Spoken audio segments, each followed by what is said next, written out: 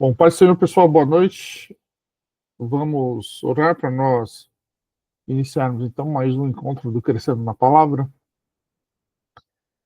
Senhor, nosso Deus e nosso Pai, nós queremos te louvar, te agradecer, Senhor, por estarmos aqui diante de Ti, mais uma vez na Tua presença, para juntos estudarmos a Tua Palavra e diante de Ti aqui, Papai, nós crescermos em graça e em conhecimento. Senhor Deus, nós queremos pedir que as Tuas mãos estejam estendidas sobre nós, nos dando sabedoria.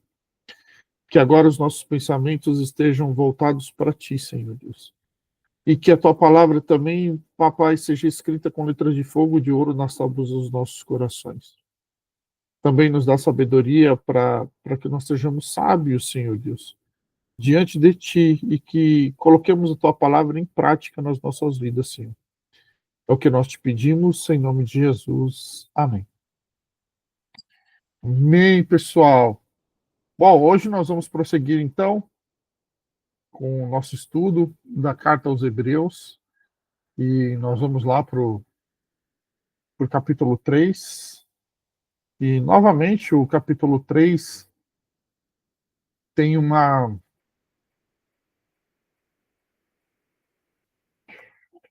pequena introdução ali, né?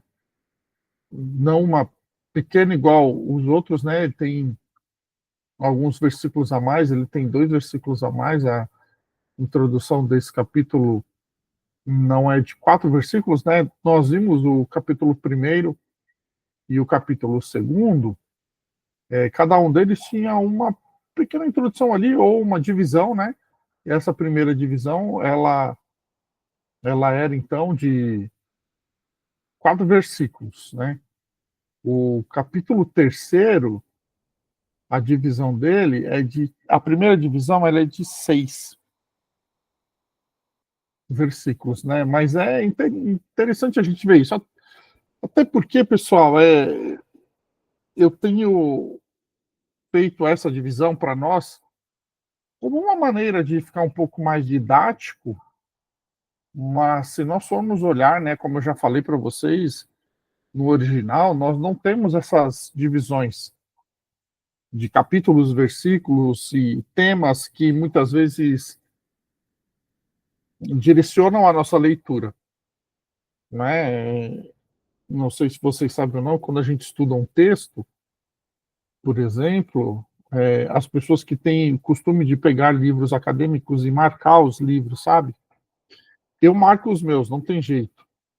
Mas, geralmente, quando eu quero fazer uma outra leitura, eu procuro um outro exemplar do mesmo livro que não esteja marcado, para eu poder fazer uma leitura nele, então, porque as marcações que nós fazemos, os destaques que nós fazemos, eles enviesam a nossa leitura, né? Deixam a nossa leitura e a nossa interpretação com um viés. E no texto bíblico também acontece isso, né? A subdivisão de temas e de capítulos e versículos também muitas vezes prendem o nosso olhar e deixam a nossa leitura enviesada, né? Mas, no nosso estudo, eu estou seguindo um pouquinho isso porque essa subdivisão que nós encontramos, ela não é aleatória, né? Então, de certa maneira, didaticamente, ela nos ajuda. E aí, hoje, então, nós vamos ver essa parte, essa primeira parte do capítulo 3. Eu vou projetar para vocês e nós vamos iniciar efetivamente.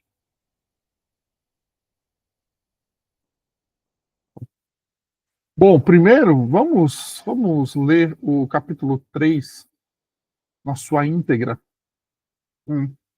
Diz assim: por isso, santos irmãos, vocês que são participantes da vocação celestial, considerem atentamente o apóstolo e sumo sacerdote da nossa confissão, Jesus, o qual é fiel àquele que o constituiu, como também Moisés foi fiel em toda a casa de Deus.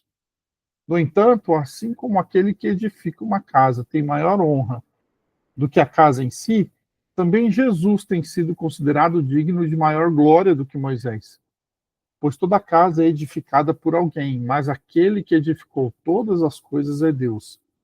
E Moisés foi fiel em toda a casa de Deus, como servo, para testemunho das coisas que haviam de ser anunciadas. Cristo, porém, como filho, é fiel em sua casa. Esta casa somos nós. Se guardarmos firme a ousadia e a exultação da esperança. Por isso, como diz o Espírito Santo, hoje, se ouvirem a sua voz, não endureçam o coração como foi na rebelião, no dia da tentação do deserto, onde os pais de vocês me tentaram, pondo-me à prova, e viram as minhas obras durante 40 anos. Por isso me indignei contra essa geração e disse: o coração deles se afasta de mim, e eles não conheceram os meus caminhos. Assim jurei na minha ira, não entrarão no meu descanso. Tenham cuidado, irmãos, para que nenhum de vocês tenha um coração mau e descrente, que se afaste do Deus vivo.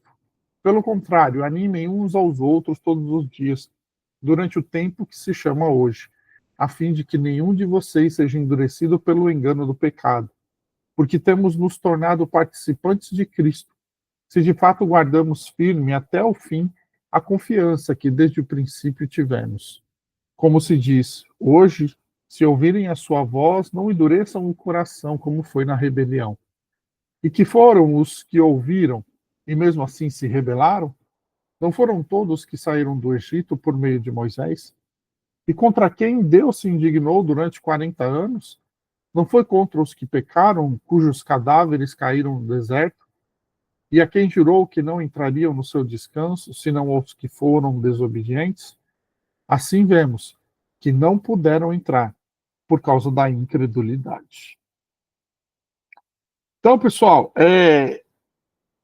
como eu falei para vocês, né, hoje nós vamos tratar ali dos primeiros 6 versículos, então, do capítulo 3.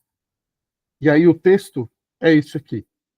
Por isso, santos irmãos, vocês que são participantes da vocação celestial, considerem atentamente o apóstolo e sumo sacerdote da nossa confissão, Jesus, o qual é fiel àquele que o constituiu, como também Moisés foi fiel em toda a casa de Deus. No entanto, assim como aquele que edifica uma casa tem maior honra do que a casa em si, também Jesus tem sido considerado digno de maior glória do que Moisés. Pois toda casa é edificada por alguém, mas aquele que edificou todas as coisas é Deus. E Moisés foi fiel em toda a casa de Deus como servo, para testemunho das coisas que haviam de ser anunciadas. Cristo, porém, como filho, é fiel em sua casa.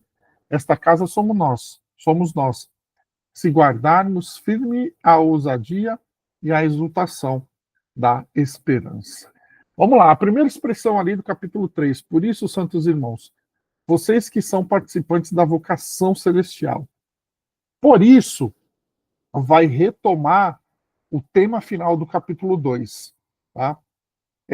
Vocês lembram quando nós vimos no final do capítulo 2 que ele já começa ali a desenvolver o quê? O sacerdócio de Cristo, né? E ele termina dizendo, ele termina no capítulo 2 a comparação de Jesus com os anjos, dizendo que o Cristo, né, Jesus ali, o Filho, no caso, é maior do que os anjos. E aí, então, ele diz que ele se encarnou, se fez semelhante aos seus irmãos, e aí, então, por causa disso, ele não socorre a anjos, mas ele socorre a quem? Socorre aos seus irmãos, ele socorre aos homens. Então, Cristo, como sacerdote, ele vem socorrer, ele vem fazer a intermediação entre Deus e os homens. E aí ele diz assim, olha, por isso, porque ele socorre aos homens e não aos anjos, e porque ele é sumo sacerdote, irmãos, vocês que são participantes da vocação celestial. Aqui primeiro ele começa falando santos irmãos, certo? Então, é uma designação para aqueles que estão em Cristo Jesus, né? Os irmãos da fé. E santos por quê? Porque santos agora, pessoal, nós somos chamados santos porque somos separados, né? Nós, enquanto irmãos em Cristo Jesus, nós somos separados das coisas do mundo. E então, separados das coisas do mundo, separados por Deus e para Deus, nós somos o quê? Nós somos santos. Também por sermos santificados, né? Aqui entra a obra da santificação. E a obra da santificação, ela também consiste no já e o ainda não, né? A gente tem falado bastante sobre isso, né? Há uma tensão muito forte no Novo Testamento entre o já e o ainda não, né? Nós já experimentamos o reino de Deus, mas não experimentamos ainda na sua plenitude. Nós já temos vislumbres da glória de Deus, mas não experimentamos a glória de Deus na sua totalidade, né? Nós já somos santificados, mas ainda não somos totalmente santificados. Isso vai acontecer lá na glorificação. Então, quando ele traz essa expressão santos irmãos, ele está falando realmente daqueles que estão em Cristo Jesus. E em Cristo Jesus são separados por Deus e para Deus e participam da obra da santificação, tá? E por que que ele faz isso? Porque ele diz depois, né, vocês são participantes da vocação celestial. Essa vocação celestial, pessoal, significa que nós somos vocacionados pelo próprio Deus, né? Não foi homem que nos chamou, não foi um homem que nos vocacionou, foi o próprio Deus. Ela é uma vocação celestial, ela é uma vocação espiritual. Aqui tem um alerta muito importante para nós, né?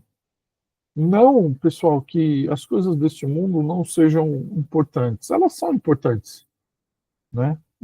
A tarefa que Deus nos dá, que nós muitas vezes chamamos de vida secular, ela é importante para as nossas vidas, mas a vocação espiritual que nós temos, ela é superior. Ela é mais importante, porque na nossa vocação espiritual, como santos separados e como vocacionados por Deus, nós estamos lidando com coisas eternas. Nós estamos lidando com pessoas, com almas, nós estamos lidando principalmente com a salvação dessas almas. E quando nós lidamos, então, com essas pessoas e com a salvação delas, pessoal, a nossa responsabilidade é muito grande. Mas, assim, essa responsabilidade, a capacitação para nós cumprirmos essa vocação celestial, ela vem do próprio Deus. Ele nos salva, ele nos transforma, ele nos regenera, ele nos separa, ele nos santifica, ele nos vocaciona, nos chama para a sua obra, nos dá uma responsabilidade e ele também nos capacita a cumprir esta obra, a cumprir o chamado que ele tem nas nossas vidas. Olha como que a obra de Deus é maravilhosa nas nossas vidas, né? E aqui o autor da carta aos Hebreus, ele começa o capítulo 3 com essa exortação. Primeiro nos chamando de santos irmãos e dizendo que todos nós somos participantes dessa vocação celestial. E olha que coisa interessante, porque aqui, pessoal, ele não tá falando de um chamado, por exemplo, de uma função eclesiástica. Certo? A carta aos Hebreus, ela não é uma carta pastoral, como a carta de Paulo a Tito e a Timóteo. A carta aos Hebreus é uma carta universal. Então, ele está falando de uma vocação aqui de todos os crentes. Tá? Porque o chamado a evangelizar, o chamado a ganhar almas, o chamado até mesmo a discipular, ele é um chamado universal. Ele não é específico para o pastor, para o presbítero, para o evangelista. Por isso, pessoal, que ninguém pode falar assim, eu não fui chamado para nada. Não, você foi chamado sim, você tem uma vocação celestial na sua vida. Como um cidadão do reino de Deus, você deve manifestar esse reino onde quer que você esteja. Como filho de Deus, como como alguém da família de Deus, nós temos a função de levar o nome do nosso Pai, o nome do nosso Deus a todos aqueles que precisam, para que eles também sejam família de Deus, assim como nós somos, para que eles também sejam nação de Deus, assim como nós somos, né? Esse chamado, ele é universal, ele é para todos nós. E aí ele continua, então vocês que são santos, que são irmãos, que são vocacionados pelo próprio Deus, que têm esse chamado celestial, ó, considerem atentamente o apóstolo e sumo sacerdote da nossa confissão, Jesus. Da nossa confissão é porque nós confessamos o quê? Nós confessamos a Cristo ressuscitado, né, que venceu o pecado e que venceu a morte.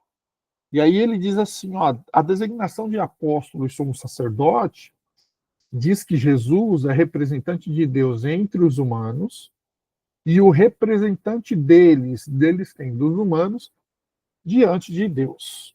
Tá? Daqui a pouquinho a gente vai falar um pouquinho sobre os ofícios do Antigo Testamento, e aí, e aí nós vamos entender por que é muito importante a gente falar que Jesus é o representante de Deus entre os humanos, né? Mas ele também é o representante dos humanos diante de Deus. E aí dizer que ele o representante de Deus entre os humanos, nós podemos aqui retornar lá no capítulo 1, quando a gente fala, quando o autor da carta aos Hebreus diz que ele é a exata expressão do ser de Deus. Né? Vocês lembram quando nós vimos que Cristo Jesus ele é a definitiva revelação de Deus para nós? Então, quando nós olhamos para Cristo, nós vemos Deus. Ele não é.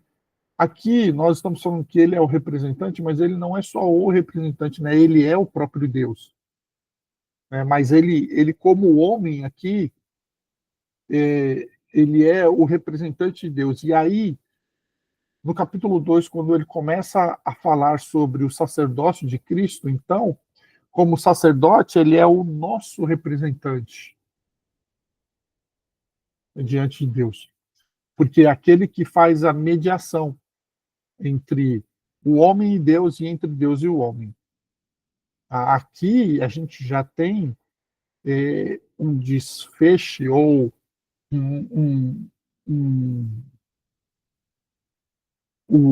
o começo de um desenvolvimento do ministério de Cristo Jesus. Aqui já começa a ficar mais claro para nós o ministério do sacerdócio de Cristo. Tá? Assim, ó, Jesus não é somente aquele em quem Deus se revelou de forma completa e definitiva, mas também é a perfeita personificação da resposta obediente da humanidade a Deus. É muito importante a gente falar sobre isso, porque assim, da mesma maneira que Cristo ele nos trouxe a revelação plena de quem Deus é na sua pessoa, porque ele é Deus. Ele também foi, como homem, obediente ao Senhor, plenamente obediente. E aí, nessa obediência perfeita de Deus, de Cristo, ele se entrega na cruz como um sacrifício vivo.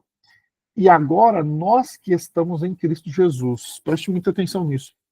Quando Deus olha para nós, Deus vê a obediência de Cristo nas nossas vidas. Não é a nossa obediência, é a obediência de Cristo nas nossas vidas. Não é mais a nossa vida, é a vida de Cristo agora em nós. Por isso que Paulo diz assim, a vida que eu levo na carne, eu levo agora, ou eu vivo agora, na fé pelo Filho de Deus. De modo que já não sou mais eu que vivo, mas é Cristo que vive em mim. Por isso, pessoal, que a nossa vida aqui nesta terra, ela tem que ser uma vida de constante consagração e constante busca pela santificação, para nós cada vez mais crucificarmos a nossa carne, mortificarmos a nossa carne e termos cada vez mais o caráter de Cristo forjado em nós pelo Espírito Santo. Quando nós mortificamos a nossa carne, nós enfraquecemos a nossa carne e nós estamos mais suscetíveis ao trabalhar do Espírito Santo nas nossas vidas. E esse trabalhar do Espírito é o quê? É o Espírito construindo em nós o caráter de Cristo, ou forjando em nós, né, como a Bíblia fala, né? Forjar é uma palavra muito forte, né? O Espírito vem e nos transforma, ele muda o nosso caráter. As pessoas têm costume no mundo de dizer assim, né? Ninguém muda caráter. O nosso Deus muda caráter. O nosso caráter é transformado segundo o caráter de Cristo Jesus. Porque quando Deus olha para nós agora, nós, estando em Cristo Jesus, ele vê a obediência de Cristo nas nossas vidas, ele vê a vida de Cristo nas nossas vidas, ele vê o sacrifício de Cristo nas nossas vidas. Porque a justiça de Cristo nos foi imputada. E por isso que é pela fé. Em Romanos, Paulo diz assim, ó, justificados, pois, capítulo 5, se não me engano, justificados, pois, pela fé, temos paz com Deus. Justificados pela fé, por quê? Porque nós não precisamos fazer nenhuma obra. Nós precisamos crer em Cristo, que fez a obra por nós. Tudo isso, pessoal, faz parte do quê? Tudo isso faz parte do ministério sacerdotal de Cristo. Tá? Vamos lá, vamos prosseguir.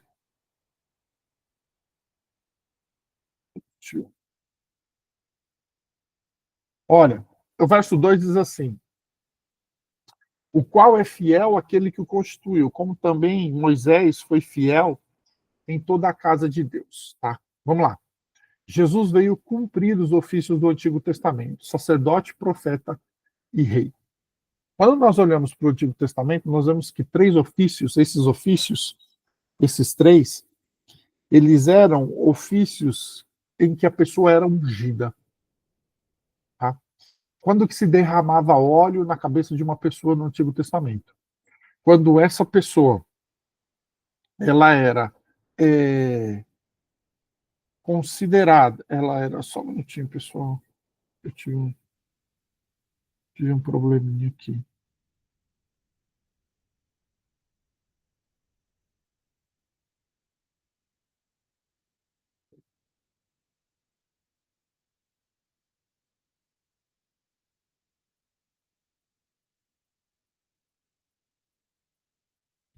Bom, quando que era derramado óleo sobre a cabeça de uma pessoa? Quando essa pessoa ela era separada para ser um sacerdote, para ser um profeta e para ser um rei. O rei, ele representava o quê? Ele representava o domínio de Deus. O rei deveria ser o representante de Deus como forma de domínio, como forma de governo. O profeta, ele era aquele que trazia a resposta ou a palavra de Deus para o povo. E o sacerdote era aquele que intercedia pelo povo a Deus. Tanto que, assim, os sacrifícios no Antigo Testamento eram feitos pelos sacerdotes e não pelos profetas. Então, no Antigo Testamento, esses três ofícios eles eram consagrados. Derramava-se óleo sobre a cabeça das pessoas quando elas eram separadas, consagradas a esse ofício. Quando Jesus vem no Novo Testamento, Jesus vem cumprir esses três ofícios. Tá? Não sei se você sabe ou não, a palavra Messias significa o ungido. A palavra Messias, no hebraico, significa o ungido, ou de quem vem a unção. Então, Cristo, como ungido, como o Messias, ele vem cumprir esses três ofícios do Antigo Testamento. E era incomum, não era comum no Antigo Testamento uma pessoa ter mais de um ofício, tá bom? Não era comum. Nós vemos pouquíssimos casos no Antigo Testamento em que uma pessoa tinha mais de um ofício.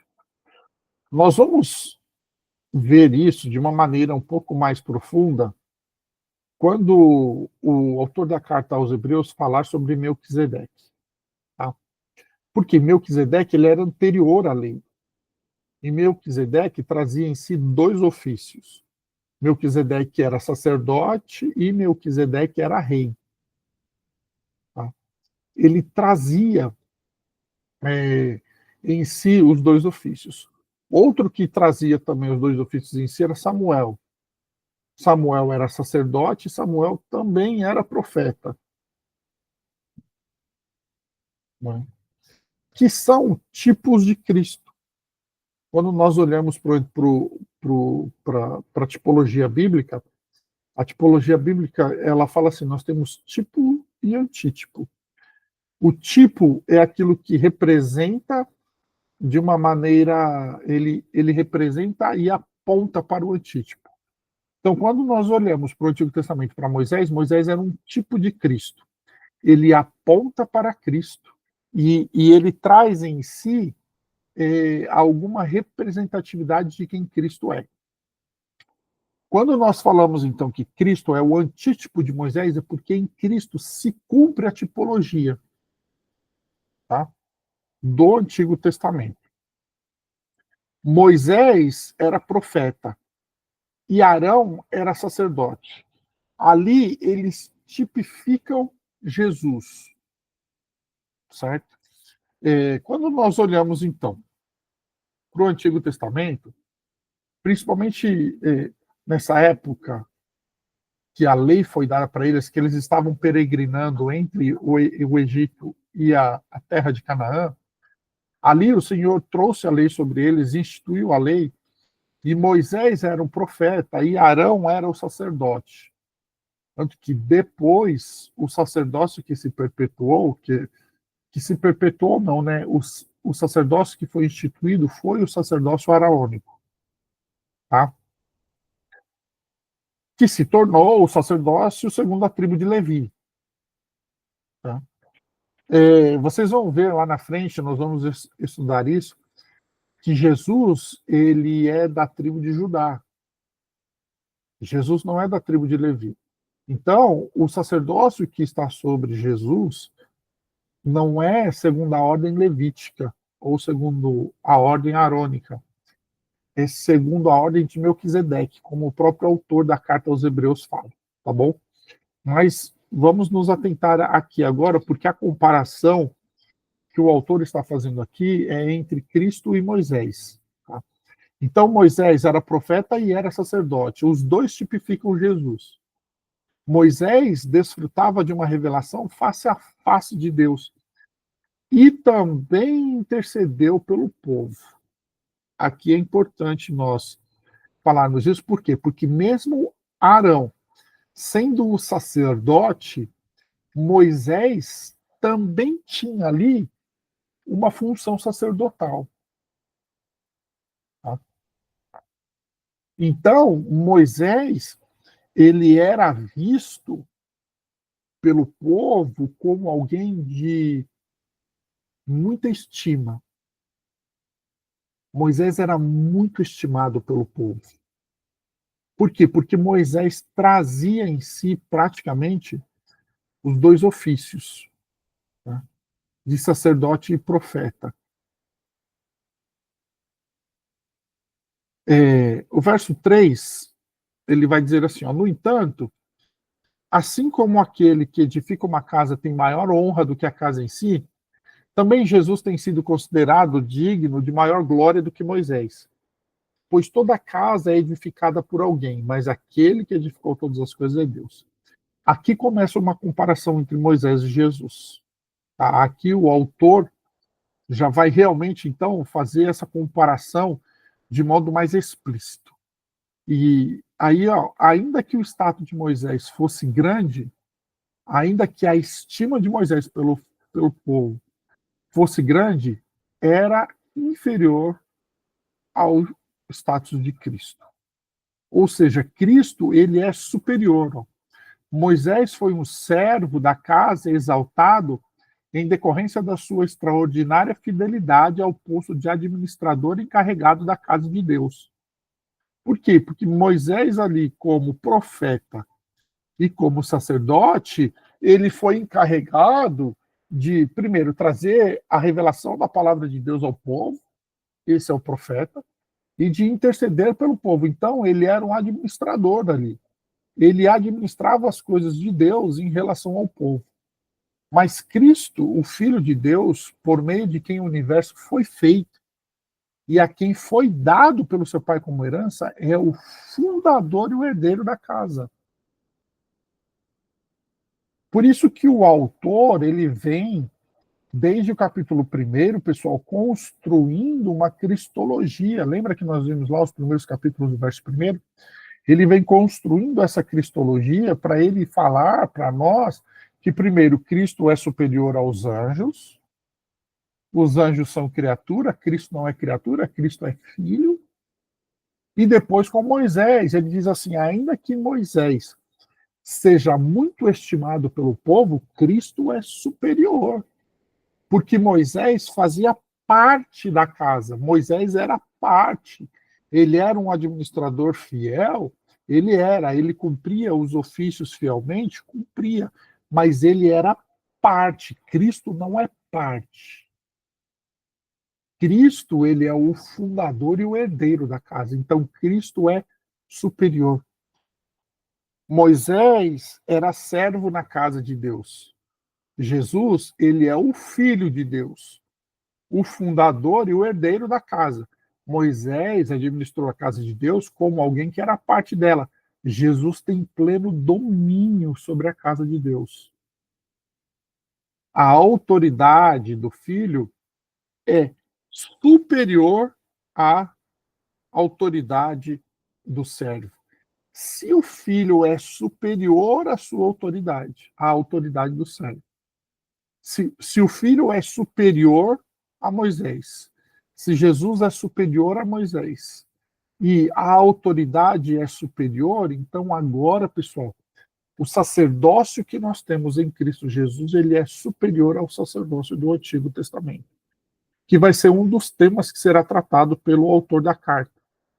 E nós, eu e você, santos irmãos, participantes da vocação celestial, somos chamados em Cristo Jesus, segundo o sacerdócio de Cristo, que é perfeito e que é eterno, para essa vocação celestial.